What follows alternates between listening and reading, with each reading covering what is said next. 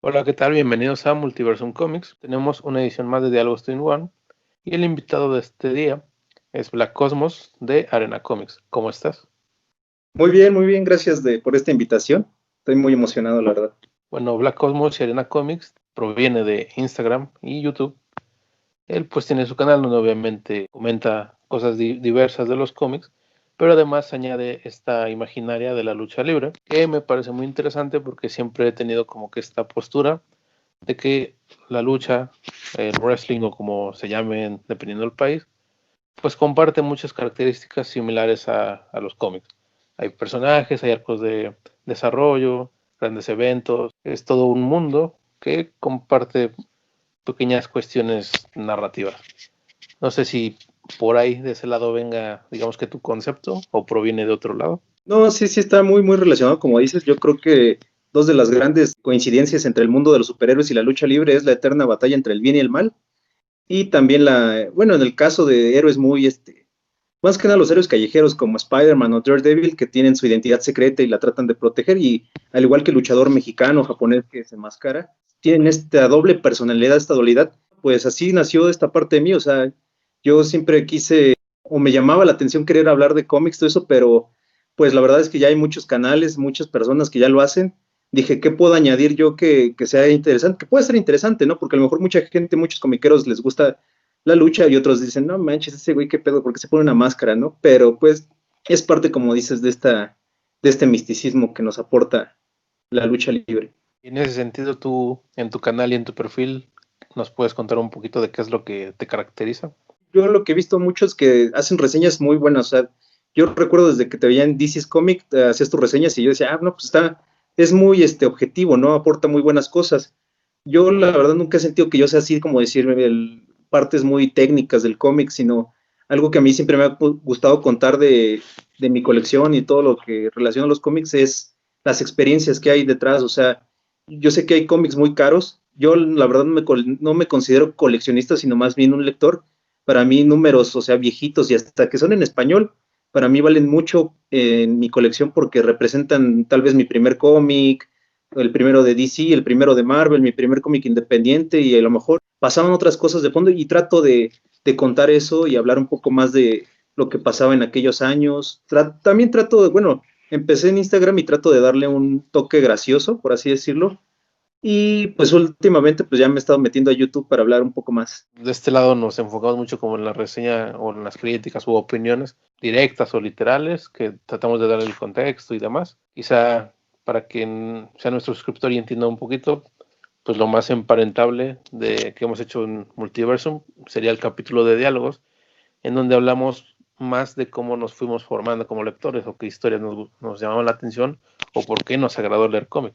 Yo creo que sería lo más parecido a lo que a ti te gusta hacer tanto en Instagram como en YouTube. El tema que trajiste a la mesa, pues es Astonishing X-Men, una etapa de las más importantes de la década de los 2000.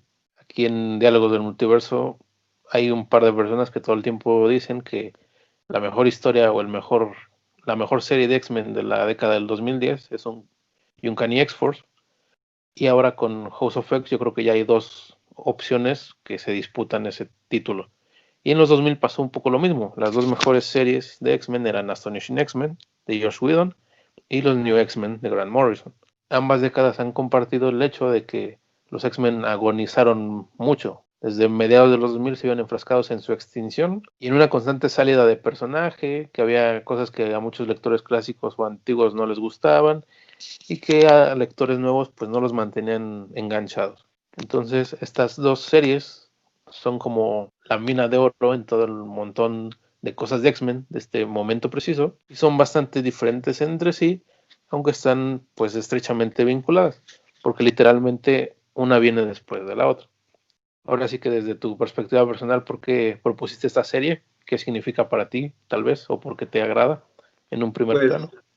Pues realmente es mi entrada a los X-Men en el mundo de los cómics. O sea, yo los X-Men los conocía desde la serie de los noventas, la otra serie que se publicó, la serie animada X-Men Evolution, también la veía mucho, que era como que más de ese estilo a la película del 2000, ya de live action, que así con sus trajes más como de cuero y todo eso, o sea, ya no era tan superheroico su traje. Pues Astonishing X-Men marca ese regreso, bueno, no más bien ese inicio en mí conociendo esta forma narrativa de los cómics. Yo recuerdo que ni siquiera empecé con el primer arco, yo empecé con el número 8. Yo iba caminando y lo vi en un puesto de revistas y de ahí lo compré y me empezó a gustar.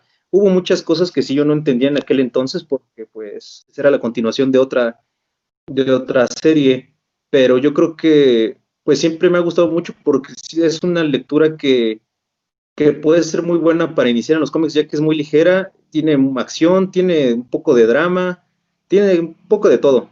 Mucha gente constantemente pregunta por dónde empiezo a leer cómics o por dónde empiezo a leer a tal personaje.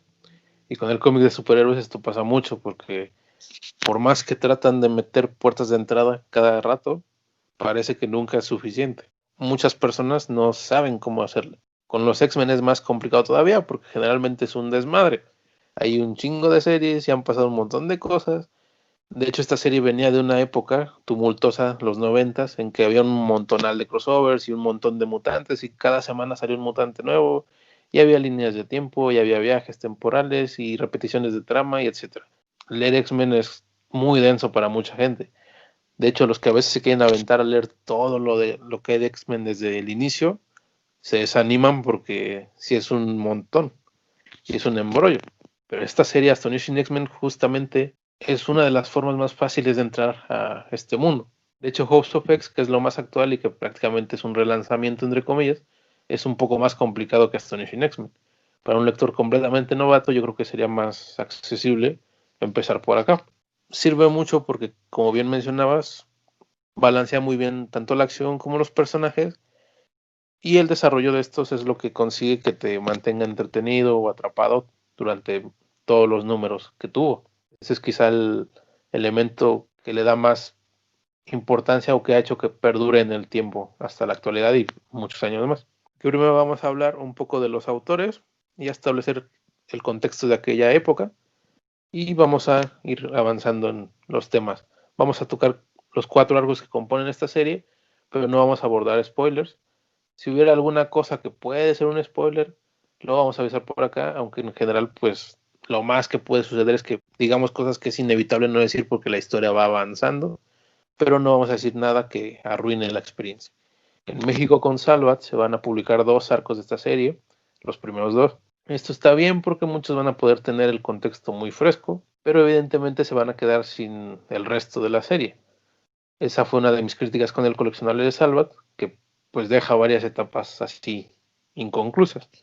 La de Astonishing pues es una de las más dañadas porque realmente es muy corta y sí te complica bastante qué hacer con los 2 tomos faltantes. Puedes buscar las grapas de Televisa, que en su momento pues sí las publicaron todas, aunque va a ser algo complicado y seguramente estén caras.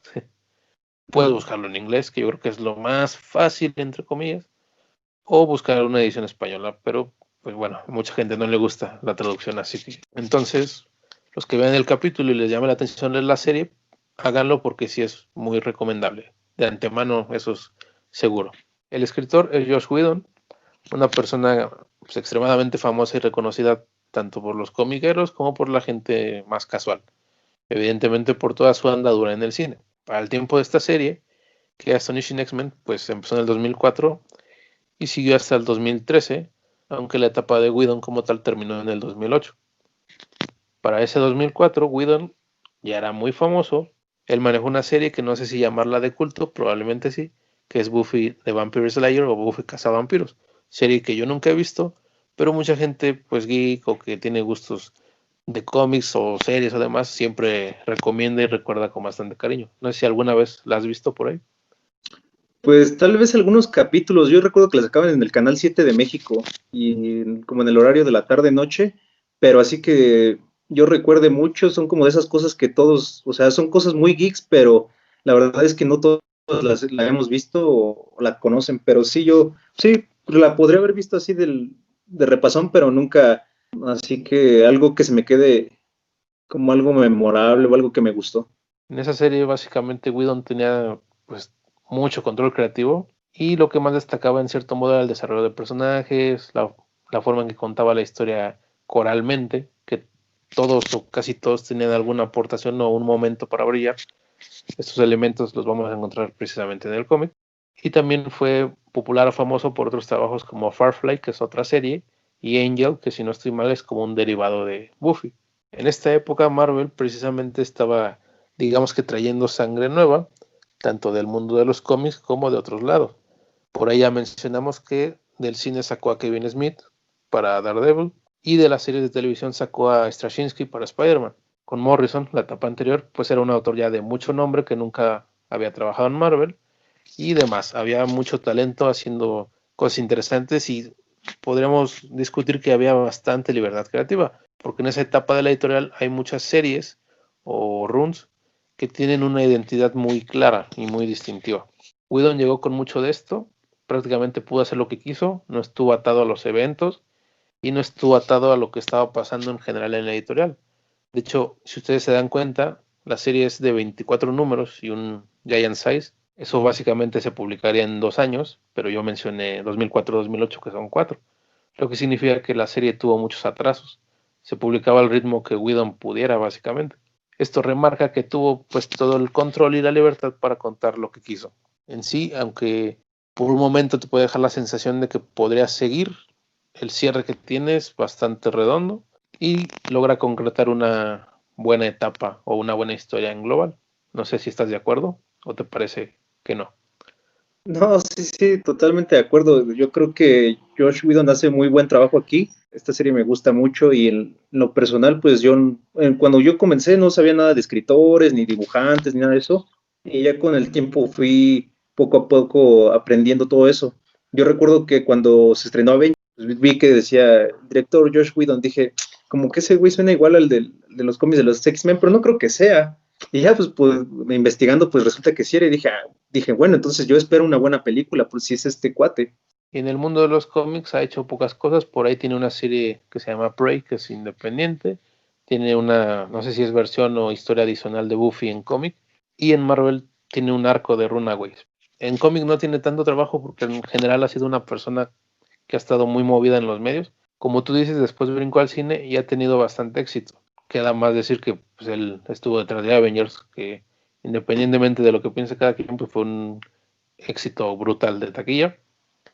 Y también ha estado en otras películas como Cabin in the Woods, o La cabaña en el bosque, que es una película de terror, digamos que con un giro muy refrescante. Evidentemente estuvo pues, en este embrollo de Justice League, que hoy en día tiene mucha polémica. Sí. Y pues por ahí han dando mucho éxito a casi todas sus producciones. Whedon hoy en día está envuelto en muchos dimes y diretes que aquí pues, no vamos a tratar. Simplemente digamos que nos importa esta faceta de escritor. Por el lado del arte tenemos a John Cassaday, un artista que dibuja muy poquito, pero tiene un estilo muy distintivo y es muy bueno. Su arte es realista, pero sin llegar a un extremo, muy bien cuidado en las anatomías, bastante bueno narrando, y los colores le hacen mucha justicia. Tiene buenos fondos, buen volumen, buena iluminación, y todos los X-Men lucen bastante bien, las dinámicas de peleas y los momentos en que simplemente están hablando o teniendo un instante más cotidiano. En general es un gran artista. Por ahí yo creo que su trabajo más famoso, aparte de Astonishing, pues es Planetary, una obra que hizo junto a Warren Ellis. Y por ahí tiene un arquito de Capitán América que justo va a venir en este coleccionable de Salvat, pero realmente tiene muy, muy pocos trabajos. Así que Astonishing X-Men yo creo que es donde más se puede disfrutar su trabajo a largo plazo. Y de hecho algo bueno es que creo que prácticamente está en todos los números. O sea, si no mal recuerdo, en todos se mantiene dando su trabajo. No sé qué te parezca este dibujante. No, la verdad es que a mí me gusta mucho su trabajo y como bien dices, tiene muy poco, o sea, muy pocos trabajos. Aparte de que no se han publicado como ese que hablas de Planetario en México, aquí, bueno, como dices, sí se avienta todos los números en esta serie. También ha participado en un arco de Uncanny Avengers, también creo que es el primero. Él lo hace y el número de X-Men Prime, me parece, o nada más la portada. Pero sí le tengo mucho cariño a su dibujo, por lo que ya había mencionado y realmente es muy dinámico, o sea, yo creo que es muy agradable a la vista, uno como nuevo lector o inclusive como ya más veteranos, yo creo que se acopla bien a cualquier tipo de lector, no creo que alguien diga que está muy feo, o a lo mejor sí, ¿no? Siempre hay esas excepciones, pero en general yo creo que es muy gustado y logra plasmar muy bien la acción, que eso es lo que más me gusta. Por ejemplo, yo luego veo otros cómics donde van a empezar una pelea o algo y ya 2, 3 viñetas ya termina. Y aquí hay muchas peleas que la verdad sí duran unas cuantas páginas y están muy bien logradas. Sí, tiene dinámicas muy buenas, transiciones interesantes y no repite, o sea, no es de los dibujantes que va como que repitiendo más o menos las viñetas, simplemente las cambia un poquitito, sino que este sí se atreve a dar diferentes enfoques e irse moviendo lo que evidentemente da más fluidez a lo que estamos viendo en el dibujo. Su arte también es muy distinguible porque sus rostros y expresiones faciales sí son muy diferenciables. Por ahí hay algunos personajes que pues, prácticamente son iguales, pero sí tienen su diferencia, sí sabes quién es quién. Entonces eso es interesante, creo, porque pues muchas veces no pasa. Muchas veces, incluso aunque sean personajes diferentes, comparten demasiada similitud. De aquí vamos a pasar un poco al contexto. Como ya mencionaba hace un ratito, pues esta serie viene después de New X-Men de Morrison. Morrison con New X-Men, como se era de esperar y como era hasta obvio, pues fue una revolución. Esos X-Men en específico cambiaron muchas cosas. Los X-Men son personajes quizá un poco complicados porque han tenido etapas muy marcadas que fueron incrementando su popularidad rápidamente. La etapa más legendaria, la más memorable para casi todos es la de Claremont y Byrne. Fueron más de 15 años con Claremont en los guiones, Byrne salió en algún momento y esto hizo que los personajes tuvieran sus personalidades perfectamente definidas, que los lectores que fueron creciendo con esa serie se acostumbraran tal cual a estos son los X-Men, esto es lo que hacen, este es el tipo de historias que les quedan, que pueden hacer, los planteamientos coherentes y la continuidad que se debe valorar y respetar.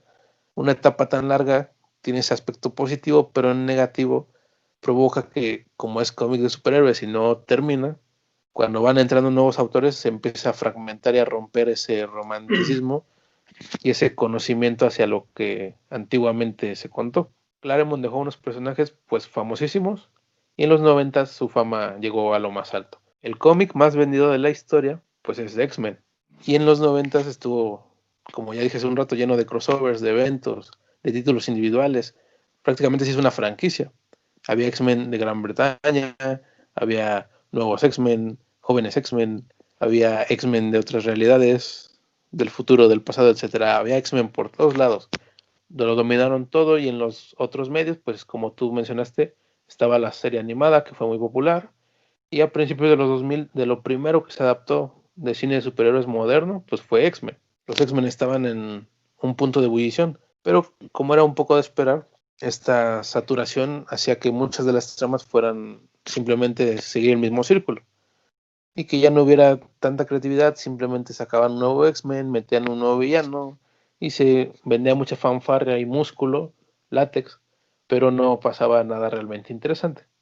Así que Morrison rompió con todo eso y creó su nuevo concepto, alejó a los X-Men de un poco del género de superhéroes, los metió más en la ciencia ficción y progresó. La etapa de Morrison, pues sí, realmente llevó a los personajes a un punto en que Marvel tenía que hacer cosas para seguir esa progresión. O sea, el universo mismo no podía quedarse estancado mientras los X-Men estaban en ese punto. Tenía que haber un avance general. Y esto pues causa problemas porque hay personajes o series que necesitas que sean fácilmente enganchables para nuevas generaciones. Y más en ese momento que estaban tratando de atraer nuevo público.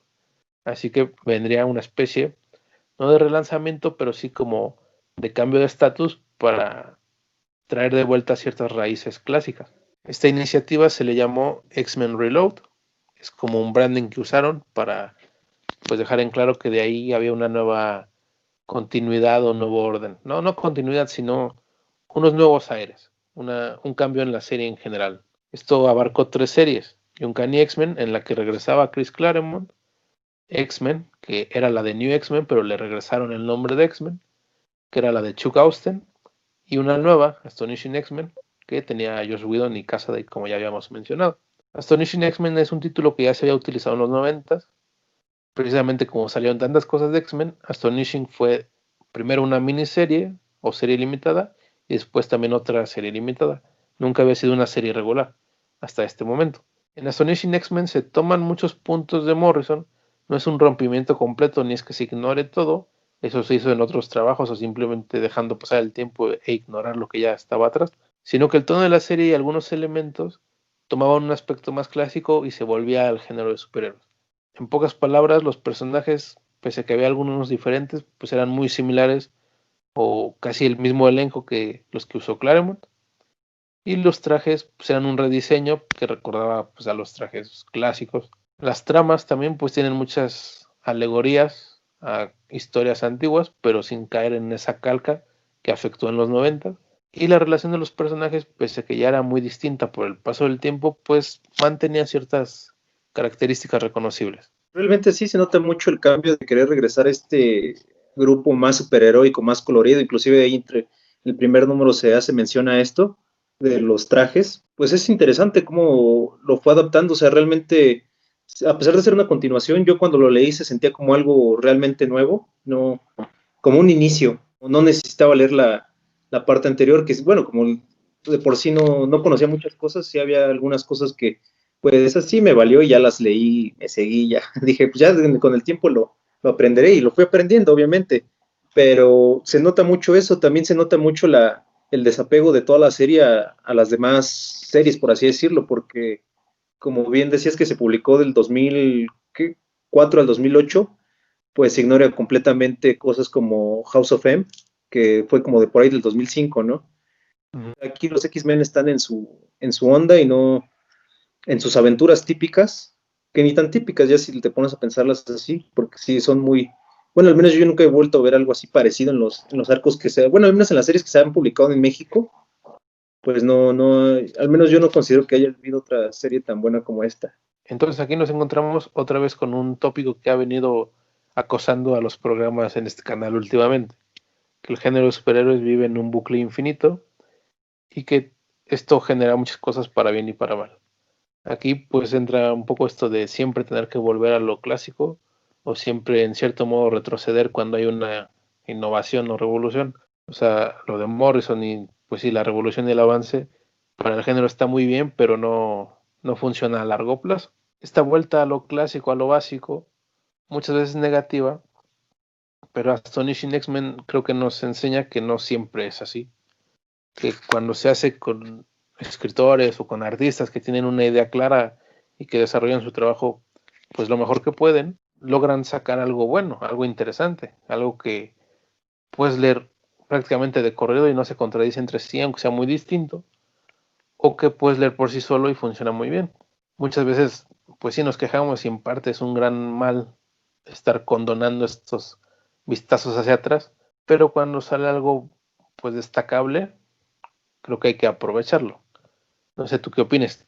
¿Cómo veas este asunto pues del clasicismo y de volver otra vez cuando ya el personaje está irreconocible para los boomers? No sé qué opinas. Pues, pues fíjate que yo nunca me había cuestionado eso hasta que leí Spider-Man Life Story, esto de que se repite y se repiten las historias, y bueno, ahí nos muestra cómo de la vida de Spider-Man de un principio a fin, y pues te pones a pensar, bueno, ya llevan años y años de publicarse, ¿realmente cuándo va a terminar? Obviamente la respuesta es tan sencilla que es cuando ya no vendan, o sea, cuando ya no sean interesantes, lo van a terminar y es más, a lo mejor tal vez ni los terminen, simplemente se van a olvidar esos personajes. Pero para bien o para mal, pues siguen siendo del gusto de los jóvenes de cada década. Es necesario para su negocio volver a reinventar estos personajes. Tal vez a nosotros como lectores que vamos siguiendo quisiéramos que evolucionaran o que se vieran mejor, pero todo regresa al mismo lugar. Cuando se hace bien, pues hay que aprovecharlo. Realmente no nos vamos a cerrar a todas las posibilidades o lo que venga, porque al final eso es lo que va a pasar. O sea, va a haber, tal vez en 10 años, todo lo que está pasando ahorita con House of X y todo eso, puede que vuelvan a hacer algo que cambie el estatus, por así decirlo, de los X-Men, que a lo mejor nosotros que en este tiempo, ya que en 10 años, pues diríamos, no, pues yo ya no voy a leer eso, o ya no es para mí, pero para los que están en esa época y en ese momento van a decir, no, pues está muy padre, pero pues es cosa de adaptarse, al final seguimos leyendo cómics a pesar de los años y tal vez lo sigamos haciendo y haciendo reseñas y todo. A ver. Sí. Creo que conforme vas creciendo como comiquero, como lector de cómics, pues vas agarrando cosas más selectas, vas buscando específicamente ya de acuerdo a tus gustos o con más información. Entonces digamos que tu vida activa, que te vas dejando llevar como en la ola, pues en cierto modo tiene que coincidir con uno de estos reinicios para que pues te puedas enganchar, por eso ocurren tanto. O sea, hay gente que sí lo hace, ¿no? Pero a veces es muy difícil que un lector actual o alguien, pues sí, de 2020, pues empiece leyendo Uncanny X-Men de Claremont, cuando la narrativa de Claremont pues es bastante densa. Para mí sí es muy bueno, pero es difícil, no es algo muy accesible, creo, en general. A veces sí me sorprende un poco quizá que pues para los niños fuera tan entretenido, ¿no? Pero pues tienes que considerar muchas cosas, como era la época, que había menos formatos de entretención y un montón de variables. Y pues si nos vamos mucho más atrás, los X-Men, los originales, el inicio de la serie, pues aún peor, ¿no? Es muy poco probable que alguien empiece con eso. Obviamente conforme vas leyendo cosas te interesa ir atrás, pero ahora mismo pues no, es difícil. Cualquier persona, pues un niño, un joven, va a ir a Sanborns por hacer publicidad gratuita y va a encontrar House of X y ya con eso se va a enganchar y le va a gustar mucho, entonces va a pedir a su papá, a su mamá, que le compren el tomo que viene, ¿no? Que va a seguir contando la historia. Tal vez muchos se encasillan en sí mismos, pero el género o la editorial, las editoriales de este tipo, necesitan sangre nueva todo el tiempo.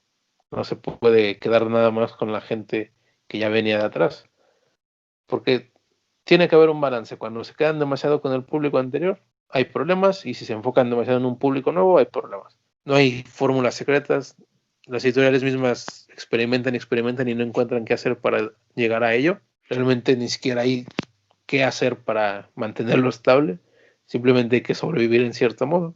Y como ya resumimos, digamos que en pocas palabras, pues hay que centrarnos en la calidad o lo que más nos guste o lo que nos transmita algo o nos haga sentir pues una historia interesante. Aquí vamos a entrar ya al cómic como tal. Astonishing X-Men se dividió en cuatro arcos argumentales que se pueden leer por sí solos, pero se vinculan muy bien entre sí y te cuentan una historia global.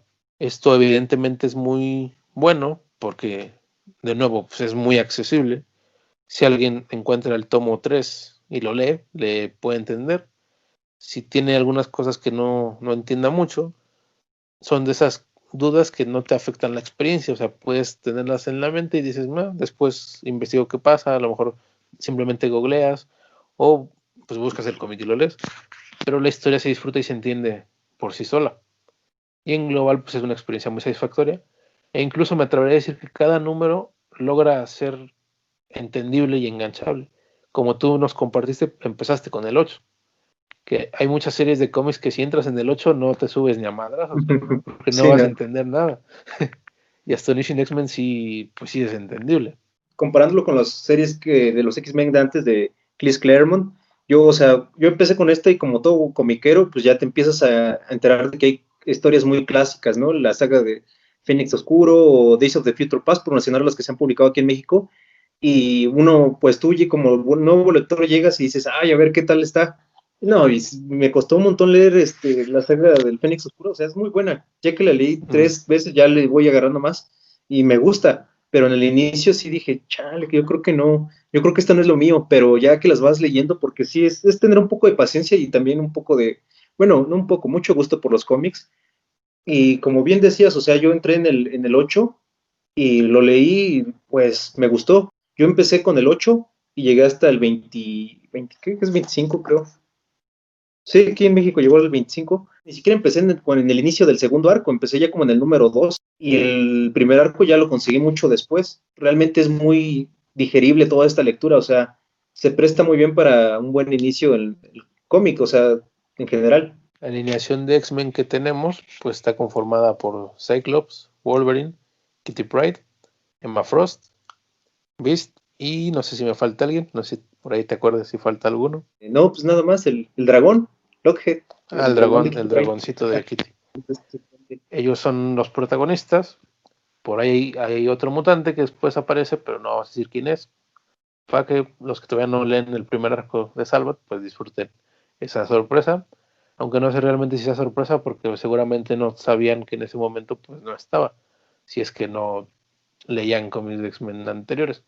Pero bueno, el punto Bueno, es que esos son los... de hecho hay algo muy, Uh -huh. perdón que te interrumpa, en uno de Sí. los números de Televisa De hecho, muy rara vez se ve, pero ahí hay una nota del editor que te explica el regreso de este personaje, o sea, por qué se da y de dónde venía. En el cómic original también debió venir así, porque eso es algo que Marvel hace mucho. Generalmente pone como que notas que te explican cierta cosa que sí requiere un poquito de sustento. Pues qué bueno que Televisa mantuvo o lo hizo, si es que no estaba. Porque creo que sí, esa es una de las poquitas cosas que te puede dejar como, o sea, que si no sabes qué pasó, pues no te impacta porque no tienes la noción. No, simplemente pues como si saliera y ya, no tiene mayor importancia. Estos X-Men, muchos vienen de la etapa, bueno, todos vienen directamente de lo de Morrison, solamente que el cambio de estatus es que regresan a Estados Unidos, a donde está la mansión, y la van a dirigir pues en una nueva etapa. El director en esta ocasión va a ser Cyclops, junto con Emma un poco, y cada uno de los ya mencionados pues van a ser maestros. Kitty precisamente pues recién llega a reintegrarse, de hecho en los primeros números ella básicamente sirve para hacer referencia al pasado.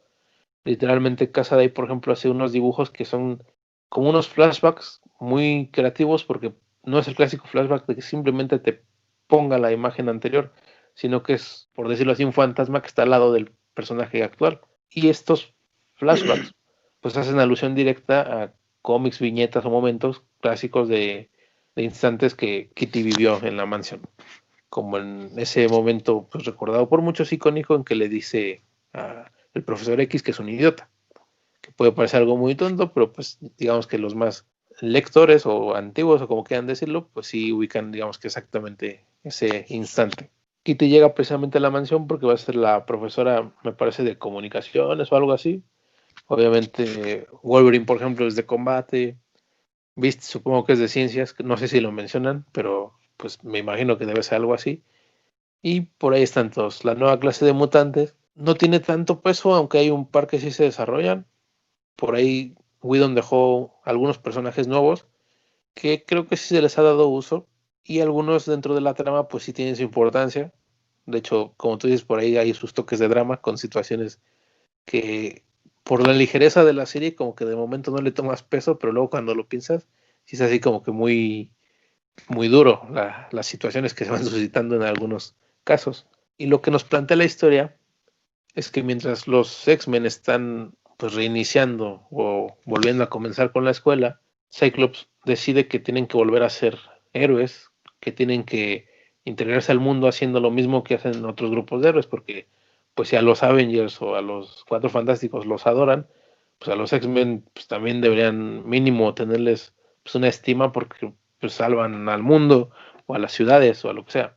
Pero no solo estos dos elementos de la escuela y ser superiores de nuevo son lo que mueve el primer arco, sino que una doctora que fue compañera o colega de Beast ha descubierto la cura para el gen mutante y lo anuncia en público y se hace un caos por todo el mundo. Con estos tres elementos arranca el primer arco que se llama Gifted, que se traduce como dotados y que abarca del número 1 al 6. No sé, ¿tú qué opinas de entrada con estos planteamientos? ¿Qué te parecen?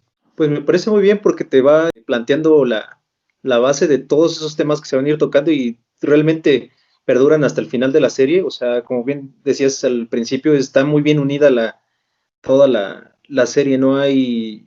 Lo que pasa desde el número uno no se olvida. O sea, en el primer arco tiene relación con un poco con el segundo, con el tercero y hasta con el cuarto. O sea, no simplemente pasó por pasar. Tiene un porqué y va teniendo sus consecuencias. O sea, no se deja de lado nada de lo que pasó en el inicio. Este primer arco es posiblemente el más popular de la serie y de hecho fue tan exitoso que es uno de los cómics que más rápido ha influenciado a la gran pantalla, porque no sé si algunos se acuerden que pues, la tercera parte de X-Men toma esa trama de que se desarrolla la cura mutante. Entonces es algo bastante curioso porque pues no sé cuántas veces ha pasado que un cómic pues tan rápido genere una adaptación. Supongo que tiene que ver un poco que Whedon, precisamente su narrativa, pues es muy peliculable, por decirlo así. Es uno de estos escritores que tiene esta narrativa que algunos llaman cinematográfica, que es muy fluido, no es engorroso, no tiene textos grandilocuentes o globos de pensamiento, simplemente se va moviendo con el dibujo, con diálogos y con situaciones muy claras. Es una narrativa que hereda mucho su trabajo en series de televisión. De hecho, creo que si lo vemos así, se entiende perfecto cuáles son las herramientas que utiliza y por qué funciona tan bien.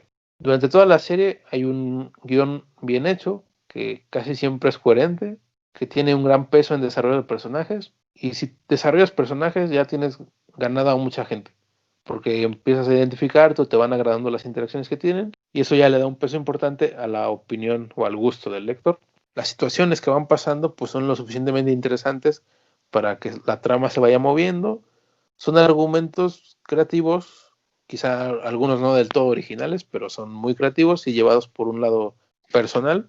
Y también creo que destaca mucho en que constantemente usa cliffhangers y ganchos para mantenerte interesado. Casi todos los números terminan con algo que el próximo número te va a dar respuesta. Para algunos esto podría ser ligeramente tramposo, pero creo que está bien empleado porque siempre te responde al instante. No te mantiene corriendo atrás de una dona infinita como muchas series de televisión alargadas que simplemente te venden un premio que nunca llega, sino que cada uno de esos cliffhangers tiene una resolución inmediata y que aparte muchas veces te sorprende. O sea, él mismo en su premisa te engaña, te hace pensar una cosa y que con lo que sale es algo muy diferente. Por ejemplo, sin spoilear algo importante de este primer arco, se menciona que un X-Men antiguo va a aparecer o que, bueno, están experimentando con sus restos, básicamente. Y tú ya te haces la idea de quién es. Y digamos que la revelación, pues sí, se va por un lado completamente distinto. Y eso está, pues muy bien, ese tipo de uso de cliffhanger me parece muy inteligente y agradable. No sé a ti qué te parezcan estos elementos, si te gustan o qué piensas. En este cómic sí me gusta mucho, como dices, se resuelve muy rápido, o sea, yo creo que por ser un cómic se presta muy bien para esto y vas descubriendo todo, te mantiene entretenido porque realmente estos 25 números se leen muy, o sea, yo los he leído en un día, cada vez que los vuelvo a releer, en un día me la aviento, no es de que, ay, lo voy a dejar descansar. Está tan bien adherida que se presta para eso, ¿no? Hay como otras series que dices, híjole, no, pues ya de aquí me voy a descansar un poco de este personaje o de esta historia, pero realmente aquí siento que lo aplican bien. En general a mí no me gustan los cliffhangers en series o en otros tipos de cosas donde sí los hagan más largos, porque sí digo, no, pues es pura maña, ¿no? Que te quieren tener enganchado y como dices, aquí sí se resuelve bien, pero en muchos de esos no, en otros tipos de medios no se resuelve tan bien como aquí. Obviamente por tipos de negocio, toda esa cosa, pues ellos saben que lo hacen de esa manera a propósito. Aquí cada una de esas cosas cumple la función de darte lo que promete o darte algo distinto a lo que promete, pero darte algo, hacer algo, realmente estarte contando una historia constante que no esté pasmada en un solo punto o haciendo pues, el famoso concepto del relleno. Siempre está pasando algo y si no hay, digamos que acción, pues hay un desarrollo de personajes, un momento de introspección ligera o algunos pensamientos interesantes y eso favorece también todo el tiempo el ritmo de la historia. En este primer arco, la parte principal pues es lo de la cura mutante. Esto permite, digamos que, reflexionar un poquito sobre el mensaje quizá más importante o el contenido más importante, que obviamente pues es esta onda un poco de querer curar o sacar a los diferentes que muchos estratos o grupos de la sociedad pues no comprenden.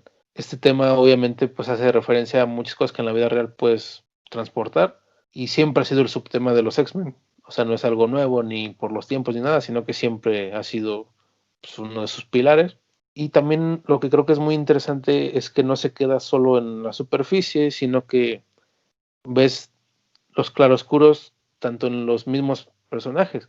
Hay uno de los X-Men, que tampoco diremos quién para no generar ningún spoiler, que pues muestra abiertamente una duda y él tomaría, digamos que la cura, porque está en cierto modo harto de ser un mutante, por cuestiones que puedes entender. Y sus compañeros pues tienen pues, un choque ideológico por ello, choque que vas viendo desarrollarse a lo largo de todo el arco. Esta es la parte pues de contenido digamos más profundo, que más me gusta del arco. Quizá después no se toca tanto, pero lo que da en esta misma historia me parece muy bueno. No sé si eso te agrada a ti. Sí, sí, sí. Bueno, al menos yo siempre he pensado que en la vida que tus valores o tus creencias realmente valen cuando las ponen a prueba. O sea, tú podrías decir, no, yo si veo a alguien así, lo voy a ayudar o puedes prometer o decir muchas cosas buenas que tú harías, pero ya cuando está en la situación y dices y dudas, ahí es donde realmente se pone a prueba y yo creo que transmiten muy bien este sentir de este X-Men que realmente llegas a sentir ¿qué harías tú en ese lugar? O sea, realmente no es una decisión fácil, no creo que sea algo que esté tomando a la ligera. Se manejó muy bien toda esa parte de la cura mutante y las intenciones de la doctora no viene por así, por algún problema racial, por así decirlo. Ella no es que odia a los mutantes, y realmente ella tiene esa idea de querer ayudarlos. También la explica ahí, ¿no? Diciendo que por qué esto y por qué el otro. Realmente no es que quiera eliminar a los X-Men, ella cree que son un peligro los mutantes para la humanidad, pero no en el caso de que la dejen atrás en la evolución, ¿no? Que es lo que siempre se ha manejado, que los X-Men, los mutantes son el siguiente paso del Homo sapiens, pero aquí ella expone muy bien todos esos temas y creo que es muy interesante, no sé si yo no recuerdo si se toca igual así en la película, yo creo que no. Sí te llega, era lo que decía con estos toques como de drama, de acción y realmente puede relacionarse un poco con la vida personal, ¿no? Porque como te digo, o sea, ya realmente tus valores y tus creencias valen ya cuando las ponen a prueba. Las razones detrás de la cura, por un lado, como dices, la doctora tiene sus motivaciones, pero también se nos mete como que una conspiración, por decirlo así, en donde está involucrado pues un ser de otro mundo y una parte de Shield. Aquí son un par de personajes, como mencionaba hace un ratito, pues nuevos. Ord es un miembro de un mundo que se llama Breakworld, que está amenazado por una profecía que tiene que ver con un mutante, y este personaje, por salvar su mundo, pues básicamente quiere eliminar a los mutantes. Es un concepto que, o sea, no es del todo original, pero me parece, pues sí, atractivo para justificar o crear un villano. Puedes argumentar que tiene su razón, no, obviamente no vas a querer que destruyan tu mundo. Y la parte de Shield, que años después yo creo que muchos lo identifican, lo que llaman Sword, y que tiene que ver con esta chica de cabello verde, Abigail Brandt, ¿no? Creo que se llama. Sí, Abigail. Ella genera, digamos que, mucho del misterio que vamos viendo en la serie, que también es uno de los ingredientes que ayuda a que te mantenga atrapado o entretenido. Poco a poco vas descubriendo muchas cositas, tanto dentro de los X-Men como con esta mujer o con la situación del planeta.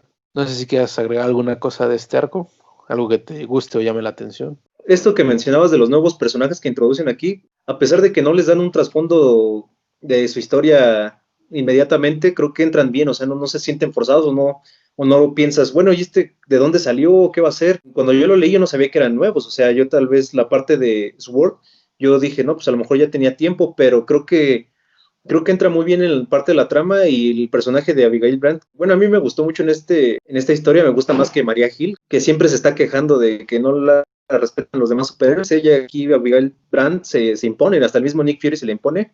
Y pues realmente yo creo que aportan mucho a toda no solo al arco, sino a toda la trama. Bueno, yo en conclusión de este arco creo que también algo que resalta es que la situación de la cura mutante es un status quo muy similar a lo que se vio después en la década. Los mutantes estuvieron en extinción por los hechos posteriores a House of M, cosa que fue muy desgastante para bastantes lectores en los que me incluyo. O sea, todo el tiempo los veías en una situación de que sufro, me voy a extinguir y estamos en crisis y tal y cual y todo. Y esto se alargó por años en tramas pues, que no eran muy buenas o con etapas que tenían muchos problemas, lo que hizo que mucha gente esté harta de ese concepto, y cuando parecía que lo de House of M ya se había dejado atrás pues después de Avengers contra X-Men, vino lo de las nieblas terrígenas de los inhumanos y empezó otra vez una extinción básicamente. Entonces es de nuevo este ciclo sin fin del género y esta situación de en peligro. El concepto de una cura mutante está un poquito emparentada con eso, también puede ser algo que provoque una extinción, pero aquí brilla porque su uso es lo justo y suficiente, o sea, no se excede, está mesurado a lo que la historia te quiere decir. El siguiente arco, que se llama Dangerous, también es muy bueno, y curiosamente el nombre del arco nos dice prácticamente lo que va a pasar, pero creo que no te lo ves venir, porque es un concepto bastante interesante, que puedes argumentar que es muy de cómic en cierto modo o muy de ciencia ficción, pero creo que está muy bien llevado. Por ahí he visto que hay una trama de los 90 que es básicamente lo mismo, pero está llevado de otra forma. Y como se utiliza en esta historia en específico, está muy bien porque también tiene su reflexión un poquito filosófica, ligeramente así muy suavecito, sobre, no sé, la existencia de lo que está bien y mal y cositas así. por no spoiler no vamos a decir exactamente a qué se refiere, pero digamos que pues los X-Men, mientras están tratando de mantener y hacer su escuela progresar, se encuentran con un enemigo en casa. Un enemigo que pues nunca te esperarías que fuera un enemigo. Y es una entidad que pues sabe cómo pelean todos, sabe qué pueden hacer, qué no pueden hacer, y los logra vencer muy fácil en cierto modo. No sé tú qué opinas de este arco de Dangerous. Si me pidieran elegir uno de mis favoritos, no sabría entre los cuatro porque todos son muy buenos. Y principalmente en cuanto a la acción, las escenas dibujadas por John Cassaday realmente están muy bien logradas y te transmite eso de querer ahí, pues ver que ganen los X-Men, pero pues ahí está muy difícil que venzan a este nuevo enemigo que realmente, pues sí, uno no se lo espera. Yo nunca había visto una trama así. Cuando la vi dije, bueno, podría sonar, si ya te la dicen así tal cual, podrá sonar absurda, pero ya que la lees dices, no, pues de absurdo casi no tiene nada, tiene su razón de ser todo este arco. Está también estructurado, la acción se lleva a cabo en pocos lugares, no necesita de mucho, por así decirlo, de muchas locaciones, pero sí, en general yo creo que es de los mejores.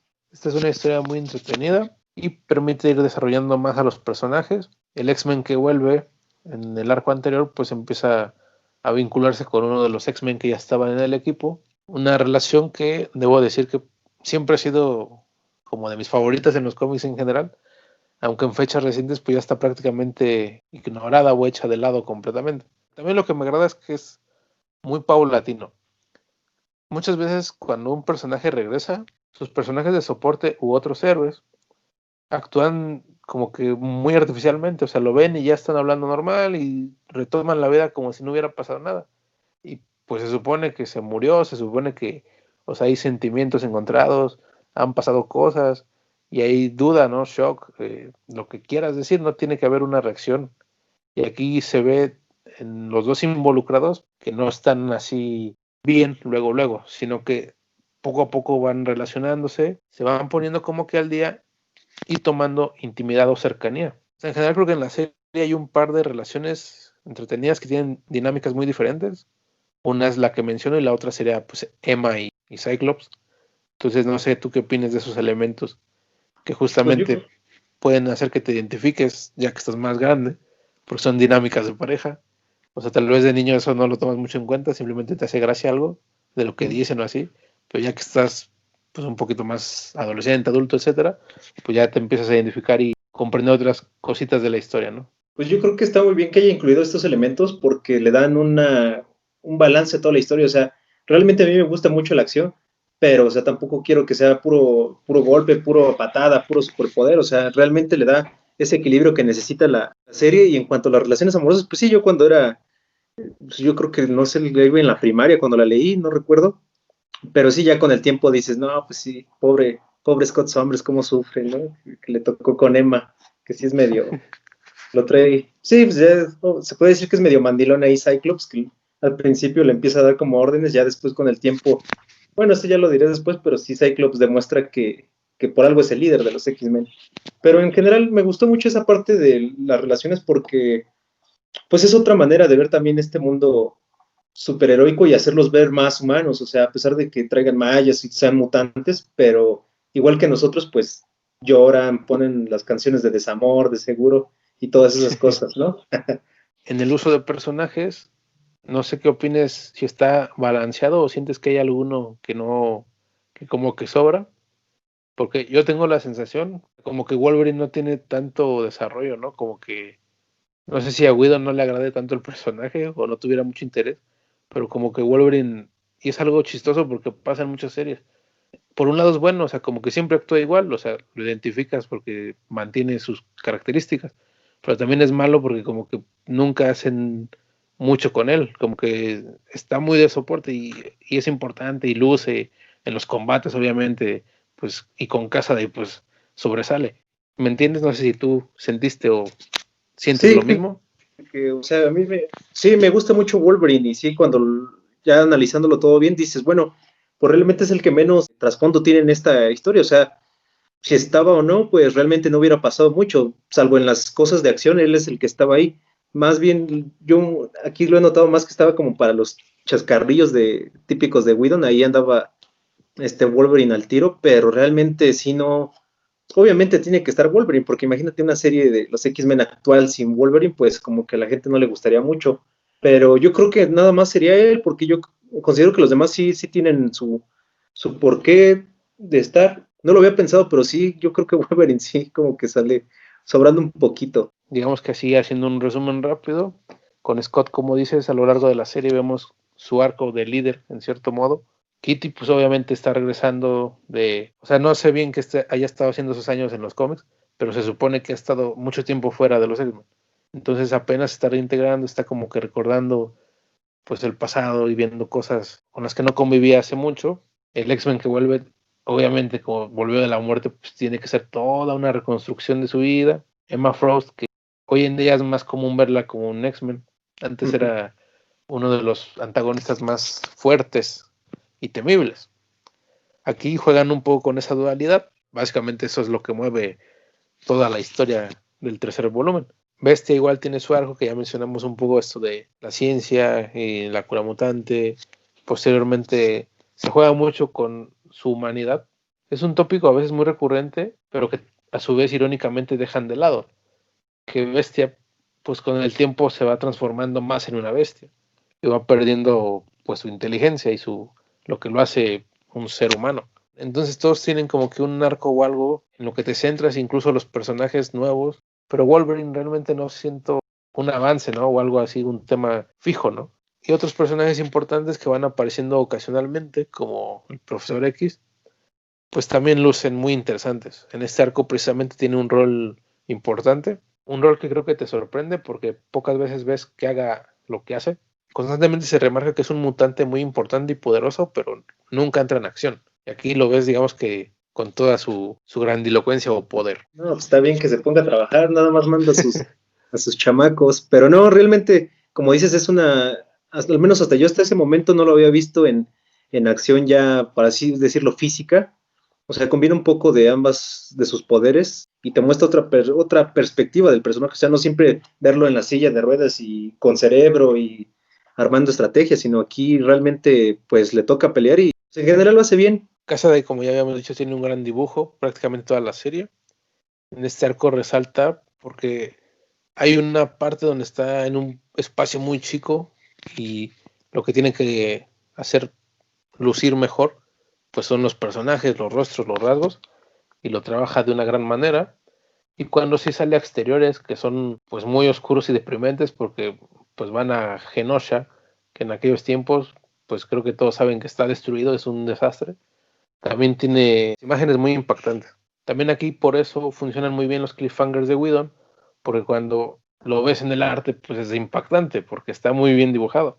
Los colores, no sé si ya mencioné que es Laura Martin, que es una colorista que tiene mucha experiencia y me gusta bastante su trabajo aquí porque hay momentos en que casi hace lucir a Cassaday como una pintura y otros donde se emparenta más con el cómic tradicional y funciona bien. O sea, no es, digamos que chocante que haya estos cambios, que son muy sutiles. Qué bueno que tocaste el nombre de Laura Martin, pues realmente le da muy bien el color y pues yo tengo cuando ella vino a la mole, pues yo lo primero que le llevé fue el número uno de Astonishing X-Men. Y una persona muy tranquila, muy increíble, cuando supo mi verdadero nombre, pues empezó a cantar una canción relacionada con él y pues fue muy padre. Pero sí, una gran artista también. Qué buena anécdota nos compartes. Eso es algo interesante que esperemos después también platicar más por acá. Esas situaciones en las convenciones que muchas veces son enriquecedoras. Justo que estamos en la mitad, pues llevándole, digamos que un plano personal. Astonishing X-Men, yo me acuerdo, o sea, la primera vez que lo leí fue como por ahí del 2010, 2011. O sea, no fue, digamos que en la época como tal, sino un poco después. Creo que alguna vez ya he mencionado por acá que yo tengo pues, una tía madrina que justamente coleccionaba Uncanny X-Men de Beat. Eso fue uno de los primeros cómics que leía de niño, entre comillas, porque pues, o sea, ni me acuerdo y supongo que no los leía muy bien, porque pues no, precisamente por algo no me acuerdo tanto. Pero bueno, el punto es que siempre fue como que muy fan de los X-Men y en algún punto ya tenía Astonishing X-Men, que pues, eran los de Televisa. Al día de hoy no sé si lo sigue teniendo, estaría bueno investigar, a ver si se mocha para la causa. Sí, ¿no? La experiencia de estarlos leyendo era muy grata. Como que sí te dejaba un ambiente, no sé si familiar, pero sí te hacía sentir que los X-Men precisamente pues se conocen de mucho tiempo y que se quieren, se estiman, que hay relaciones importantes. Y eso era agradable en su momento. O sea, la acción constante siempre te mantiene atrapado, pero otros elementos son los que te van formando ya el gusto por otras cosas. Y todo eso yo creo que hizo que Astonishing X-Men fuera una de las primeras series de los mutantes en las que me involucré realmente y que le tomé cariño a personajes. No sé si para ti te acuerdes después de leerla toda, si te dejó alguna sensación, algún mensaje que guardes hasta el día de hoy. Pues yo creo que el trabajo en equipo, o sea, aquí realmente son familias, son equipo y a pesar, bueno, tal vez podríamos justificar un poco el que esté ahí Wolverine, que es siempre esta rivalidad con Cíclope, que a pesar de que son rivales, o sea, pues querían a la misma mujer, pero al final, o sea, uno por el otro va a querer protegerlo, porque al final son de la misma, pertenecen al mismo equipo, son de la misma raza y pues han vivido mucho tiempo juntos.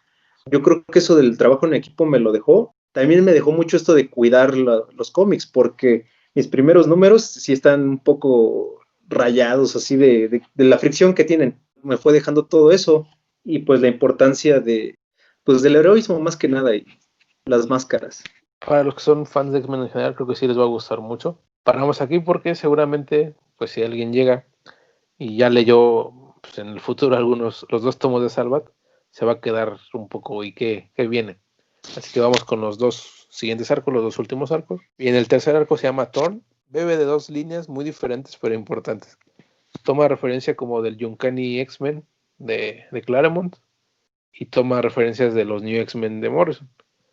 El Uncanny X-Men de Claremont porque digamos que los villanos o una de las grandes revelaciones del arco es que aparece el Hellfire Club o el club no recuerdo cómo, del Fuego Infernal, el club del Fuego Infernal, que pues son personajes que tuvieron mucha importancia en la etapa de Claremont y justamente es de donde proviene Emma Frost. Su aparición es inesperada y rápidamente ponen una gran crisis a los X-Men, que aquí se pone un poco, creo que alguna vez he leído ese chiste en algún cómic, que la mansión de los X-Men no es nada segura porque siempre los agarran adentro o afuera en el patio, ¿no?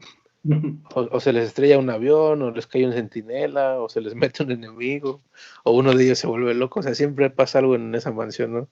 Sí, pues en este Astonishing X-Men se evidencia que realmente no es nada segura. Sí, eso es muy chistoso. Incluso creo que Whedon, como dices, en esta serie muestra su humor en varias ocasiones y por ahí a veces se burla de ciertos tópicos o momentos que pasan en los cómics. O sea, al menos yo siempre disfruto mucho cuando pasan esas cosas, porque es como que la autoparodia, ¿no? Uno mismo como persona a veces es importante reírse de uno mismo y también como artista o como creador también tienes que tener esa capacidad con tus historias o tus obras, ¿no? Esos detallitos cuando ocurren me hacen mucha gracia. Yo creo que son de los momentos de humor de los cómics que más me gustan en general. De los New X-Men, digamos que la situación de este Hellfire Club en específico, digamos los miembros que aparecen, pues vienen como de esa serie. En este equipo aparece pues la morrita esta que es Negasonic, la que aparece en la película de Deadpool. Sí, Negasonic Teenage, no sé qué. Ajá, que tiene un nombre Teenage bien Mutant mamón. Ninja Turtles, ¿no? Que precisamente ahí está uno de los chistes que Kitty le dice, ya nos quedamos sin nombre. Sí. ¿Te gusta cuando hacen como que estas referencias? Pues yo creo que sí, porque es importante tomar en cuenta lo que se ha hecho previamente. O sea, obviamente no vas a meterlo todo, pero yo creo que con este tipo de cosas realmente uno como nuevo lector, si inicias con esta historia, quieres saber un poco más del Hellfire Club o qué pasó. Por ejemplo, yo la verdad no he leído nada de lo de Morrison. Sí, me emocioné un poco que lo iban a sacar en Salvat, pero ya vi que nada más son 2 tomos y son un montón. Yo creo que voy a tener que buscar otro tipo de edición. Tú como lector que vienes de esa serie de New X-Men, pues dices, no, pues realmente te hace sentir que tiene una continuidad y un apego a esa serie, no te hace como, pues bueno, es otra cosa más, y principalmente en esta serie que como ya comentábamos, Whedon quería mantenerla muy aparte de la línea principal. Sí, es un elemento bastante agradable y que de nuevo, o sea, aunque los lectores pues un poquito más experimentados lo encuentren, si no lo conoces no te afecta en nada, porque entiendes perfectamente, por ejemplo, el grupo enemigo que entra, pues comprendes qué quieren, comprendes porque están ahí y cómo hacen lo que hacen, genera tensión, porque pues sí, digamos que es una amenaza importante. Creo que ese es otro elemento que destaca mucho en este cómic, que las amenazas se sienten importantes. O sea, no se siente el clásico de que pues, los van a vencer rápidamente, o la solución es fácil, ¿no? Sino que pues sí te ponen un poco en una reflexión de qué pueden hacer para salir de este apuro. No siempre hay que dejar que las historias sean tan fáciles que casi se resuelvan solas. Otra cosa en este arco que me parece interesante es una de las relaciones que va evolucionando. Tiene un momento que, o sea, es como que muy adulto, pues siendo esta una serie muy accesible que puede leer cualquier niño, es curioso que es esos momentos en que pues siendo digamos que inocente o joven, pues, no identificas y hasta que ya estás más grande lo encuentras. Es la parte en que pues una de las parejas tiene un momento de intimidad y en ese momento como son mutantes pasa algo Sí, sí, sí, que sí. se vincula con un momento pues real de la fisionomía de los seres humanos. Como son cómics, muchas veces la gente ni los pela, pero estoy seguro de que eso lo ponen en otro lado y la gente, algunos sectores pegarían el grito en el cielo y se escandalizarían, ¿no? Y a su vez, el hecho en sí me parece muy inteligente porque justamente al ser mutantes, pues en un momento así, pues algo tendría que pasar, ¿no? O también con superhéroes y demás, pues se supone que sus habilidades están todo el tiempo, no es como que se apaguen cuando están haciendo cosas de humano normal, ¿no? Les da esa humanidad, o sea, al final del día también son humanos, por así, o sea, son personajes ficticios, ya sabemos, pero les dan esa humanidad, ¿no? Y realmente, pues nos ponen en esa situación de qué pasaría si tienes ese poder en ese momento, ¿no? Pues obviamente, pues por la emoción o algo, lo que sea, pues lo vas a activar, ¿no? Y pues este arco, en cierto modo, siento que de los cuatro es el más flojo, porque el cierre creo que queda demasiado abierto. O sea, como que se catapulta luego a la cuarta historia, al final. Entonces, como que lo siento muy de transición. No sé si comparte. Flojo para el estándar que tiene, tal vez sí, o sea, pero, o sea, no es lo mismo un flojo de esta serie que el flojo de otras series, ¿no? Así como termina, empieza el siguiente arco, pero sí, como dices, sí quedan, al menos yo sí, hay varias cosas que sí tengo que investigar y ver cómo concluye, porque sí, realmente así como termina, ya empieza la parte final. Pese a que digo que es el más flojo, sigue siendo bueno. O sea, sigue siendo un buen arco. No le quita, digamos que valor a toda la serie completa. Y presenta momentos buenos como los que ya mencioné. Aunque también hay ciertos momentos que siento que pueden hacer más ruido un poco por el humor, ¿no? Por ahí en este arco precisamente a Wolverine le pasa algo que siento que a muchos de sus fans les puede ser muy chocante, porque la mayor parte de la historia pues no hace, o sea, no aparece porque está digamos que atrapado en un estado muy cómico. Ahí es donde más peso tiene Wolverine, o sea, este momento cómico. Sí, lo personal sí me gustó, porque tampoco cae, o sea, no cae en un extremo de lo absurdo. Y llegamos al cuarto arco, el arco final, que se llama Unstoppable. Y aquí pues todo lo que se fue sembrando en los arcos anteriores, las historias y líneas que se fueron construyendo, van a tener su conclusión. Es una historia más grande. Creo que Whedon le hace tributo al hecho de que los X-Men, pues sí, muchas veces son sociales, muchas veces son muy humanos, muchas veces tienen historias completamente intimistas, pero también son personajes que puedes llevar a planos inimaginables, tanto en el espacio como en otras dimensiones, otras realidades u otras líneas del tiempo. Y esta historia precisamente se va a otro planeta, al planeta que ya mencionamos, de donde aparece el antagonista del primer arco, Breakworld. Aquí pues lo que se va a tratar el arco y con lo que se va a cerrar la etapa es darle solución a la profecía de que un mutante iba a destruir ese mundo y la Tierra estaba en peligro por ello. Es una trama ambiciosa en donde de nuevo pues hay mucha acción, pasan un montón de cosas y poco a poco se va desarrollando el drama. El cierre en sí mismo de la historia o sea, me es agridulce, no tenías nada, te dieron algo bonito y te lo quitan de nuevo. Entonces, o sea, no es que esté mal ni es que lo odie, pero sí me genera pues, una sensación de desasosiego. No sé tú qué opinas. Te dan la esperanza, ¿no? De algo mejor y poco a poco se lo vas trabajando y ya cuando te das cuenta ya se fue eso y no es como que te quede la sensación de que pueda volver. Bueno, en los cómics siempre pasa eso, ¿no? Pero ya hablando de la vida real, pues es muy difícil y realmente sí te quedas con esa sensación de ni modo, hay que avanzar, pero sí, sí es un poco agridulce el final. Algo bueno de esta conclusión es que deja ver que Whedon orquestó la historia completa de una sola toma, ¿no? O sea, creo que tenía muy claro su final y esto ayuda a la calidad de la serie en general. Y aquí creo que sí todo es muy orgánico, prácticamente todos los elementos que se tocaron pues tienen una razón de ser, llegan a una conclusión o toman una parte importante del camino que te llevó a esa conclusión. Esto es muy agradable y le da más la sensación de que puede leerlo cualquier persona. Si un lector quiere leer Astonishing X-Men y ya no leer nada más, creo que se queda con una muy buena historia y no necesita, pues, que si el futuro u otra serie o qué pasó o qué le pasó a aquel o así, sino que tiene pues, una obra redondeada. Por el contrario, si alguien quiere continuar, pues tiene ya ciertos fundamentos para ya tenerle simpatía a los personajes y así desarrollar después vínculos o importancia hacia otras tramas, otras etapas, otros escritores.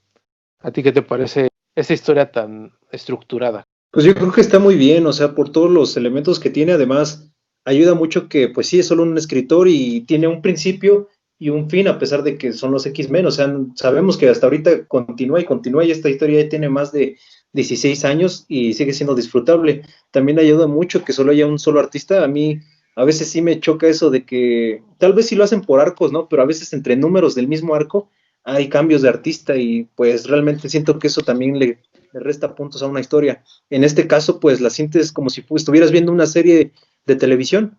O sea, así como si te pones a ver un capítulo en Netflix y así te sigues, ya cuando ves, ya voy pues ya me acabé la primera temporada. Ayuda Sí. mucho que sea muy uniforme en cuanto al el arte y el guión y que esté todo unido, porque al final no, bueno, la mayoría de lo que plantea antes del primer arco lo va conectando y cierra, o sea, cumple con todo y nos deja esa sensación de querer más, de saber más de los personajes, que fue lo que en mi caso a mí me pasó. Y de hecho, qué bueno que mencionas lo de como si fuera una serie de televisión, porque ahorita recordé que Whedon lo planteaba como que los primeros dos arcos era la primera temporada y los segundos dos arcos era la segunda temporada. Y Whedon tenía, o sea, en mente que si tuviera como que el espacio podría haber continuado la serie. Pero como quería, pues, o sea, bueno, no es que quisiera, sino que tenía ocupaciones, no podía estar escribiendo cómics más tiempo. Te deja la sensación de que por un lado podría continuar, o sea, el mismo autor podría haber seguido haciendo más temporadas o más arcos, pero a la vez el cierre es orgánico, es natural. Realmente es un cierre. Y eso destaca las habilidades del escritor. Su guión es muy simple, pero es rico de contenido. Y eso es bueno. Está esta frase de que a veces menos es más, o que con cosas muy sencillas puedes lograr grandes avances. Casa de ahí, como pues ya hemos mencionado durante toda la serie, se mantiene al mismo nivel. En ningún momento siento que haya un bajón, y eso es muy bueno. Creo que le ayudó bastante que la serie se retrasara continuamente, porque a veces los dibujantes sufren cuando tienen que cumplir a fuerza el mes y el mes y el mes, se van deteriorando, o hay meses que dan un trabajo más flojo y después mejor. Y aquí no, Casa de todo el tiempo está en buena forma, sus personajes son reconocibles, o sea, se parecen, mantienen sus rasgos, y esta parte como mítica de que un X-Men va a destruir, que después se nos revela que no es exactamente eso. ¿Qué te parece todo este embrollo? Más que nada cuando hacen este tipo de tramas o algo así tiene que ser creíble, ¿no? O sea, realmente yo en ningún momento pensé o me quise adelantar en decir, pues que tal vez sea así o no, o siempre va a pasar lo de siempre que así no era, pero yo creo que aquí lo manejan también que llega, pues te la crees, ¿no? Dices, bueno, quieres saber realmente cómo es esa profecía, ya pues ya después explican cómo es y pues ya, aún así, pues está muy, muy bien elaborado y queda satisfecho. A mí en lo personal me gustó mucho eso, o sea, tal vez ya si lo sobreanalices, todo eso podría caer en muchos clichés, pero está bien hecha que queda bien, o sea, cuando se hacen bien las cosas, pues no importa si es un cliché como tal. Por ahí el final en específico he leído, o sea, porque siempre que hago algún programa, pues busco opiniones de la gente, ¿no? Para ver qué opinaban tanto en el contexto del tiempo como después. Esta es una serie que en general tiene una crítica muy favorable. Mucha gente le gusta porque se identifica muy bien con lectores de experiencia y engancha a los nuevos. Entonces tiene, digamos que ganados los dos públicos principales. La cosa o el momento que más he visto que genera como discordancias es como que el final, ¿no? Que hay digamos que en el planeta se dispara un arma, ¿no? Que parece una cosa, pero después resulta otra. digamos que lo que resulta ser eso para muchos les parece ridículo. Yo lo paso por alto porque, o sea, es un género que muchas veces necesita pues la suspensión de la credulidad, que se le llama. Todo el tiempo hay conceptos o cosas que pues no tienen sentido. Y hay escritores muy habilidosos que hacen que lo tenga. En la cuestión del arma, pues realmente hay otros métodos, ¿no? Más clásicos que se pueden manejar y que siempre se usan, pero en este caso yo creo que fue un poco diferente a todo lo que se ha visto. Yo creo que no, si le buscas coherencia a cualquier cosa en un cómic de superhéroes, yo creo que nada va a tener coherencia, obviamente. En ese tipo de cosas no hay que engancharse tanto. O sea, a mí pues me gustó porque pues yo lo veo en general en toda tomando en cuenta toda la serie, ¿no? Si me enfoco en solo una cosa, podría decir, no, pues está mal esto, o esto no me gustó, eso no tiene lógica. Si fuera un error o no, dices, bueno, vamos a darle chance porque pues está cumpliendo. O sea, si le ibas a poner un 10 pues ya le pones 9 por así decirlo. La situación en sí yo creo que es lo importante y lo que mantiene o sublleva ese elemento. Y sirve también para hacer un tipo de historia que muchas veces se vende por el hecho en sí mismo, pero que sea un poquito diferente. Y eso también es pues, algo refrescante. Sobre todo la serie, pues yo creo que es una serie muy buena. Yo creo que ya debería ser un clásico, por así decirlo, o más que nada considerarlo cuando alguien pregunte cómo le entro a los cómics de superhéroes, pues ofrecer esta serie completa o tan solo los primeros 2 arcos podrían ser nada más. Ya con el tiempo, pues van a querer buscar lo demás. Yo creo que es un muy buen trabajo que a pesar, como ya lo habíamos mencionado, a pesar de los años, se sigue sintiendo fresco. O sea, yo apenas la leí estos días y no, o sea, no aburre, no siento que diga, "Ah, no, pues sí, ya no me impacta", sino en cuanto a la acción me sigue causando esa emoción. Pues yo les recomendaría a quien esté viendo esto y no la tenga, que en verdad la consiga. O sea, si quieren los tomos de salvado, todo eso, si la quieren en un formato más uniforme, pues hay opciones. Yo creo, la de Televisa, bueno, depende si la quiere, bueno, quién sabe qué tan fácil sea conseguir ahorita, pero sí hay, tienen algunos errorcillos o algunas cosas en la impresión, no sé si sea solo de mis números que conseguí, pero sí tiene por ahí unas cosas medio raras. Yo quiero finalizar, o sea, comparto todo lo que dijiste, es una serie muy buena, una serie disfrutable, divertida, entretenida, que se puede compartir con diferentes públicos, que sirve para conocer a los personajes, engancharse.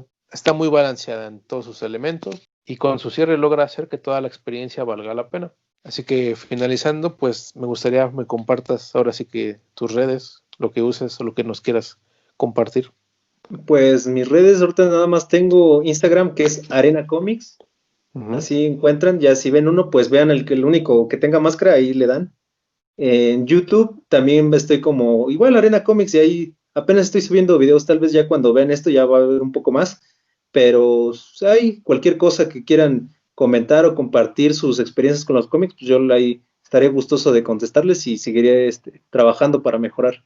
Y pues muchas gracias por la invitación, antes que nada. Últimamente hay bastantes canales de cómics, pero pues sí, ¿no? Hay ciertos formatos estándar o ciertas mañas que yo creo que mucha gente ya tiene identificada. Hay muchos canales que simplemente mantienen esta esencia, digamos que un poco underground, de simplemente mostrar los cómics de una forma muy rústica, que creo que está bastante bien, ¿no? Lo hace muy cercano al público en general de este nicho. Hay otros canales que le meten ya un poquito más de edición o cositas así y presentan enfoques distintos. Y tú creo que sí traes como que otra cosa que es importante, ¿no? Como dices, sí das un contenido adicional y eso está muy bien. Es muy agradable, por eso ahora sí que sí les recomiendo a cualquiera que vea esto ampliamente que lo siga, que lo cheque. Sí es un canal que vale la pena y es también es muy entretenido, también se avienta, digamos que sus chistoretes. Tiene sus sellos de identidad muy claros. Muchas gracias por las palabras que dices. Realmente yo trato de ponerle mi esencia y que le guste a la gente también. O sea, sí, yo respeto mucho los formatos que hay. O sea, hay demasiados y yo los respeto. Algunas cosas yo no las haría porque realmente a mí me aburriría hacerlas, pero aún así, pues yo creo que aún así es muy bien porque ayudan a que más gente entre a los cómics y si más gente conoce los cómics en México, más gente los va a comprar y más historias van a traer. Quedas ahora sí que invitado aquí de nuevo a este espacio o a pues, Diálogos del Multiverso en otra ocasión, si gustas. De nuestra parte, pues sigan las redes que tienen acá abajo o aquí en el cuadrito que pongo pues, en algún lado de la pantalla.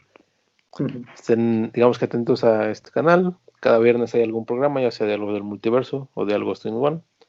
Díganos acá abajo qué opinaron de hoy, del tema, de la serie, qué les pareció Arena Comics. Vayan a su canal, coméntenle y déjenos sugerencias de temas o de futuros invitados, cualquier cosa que gusten.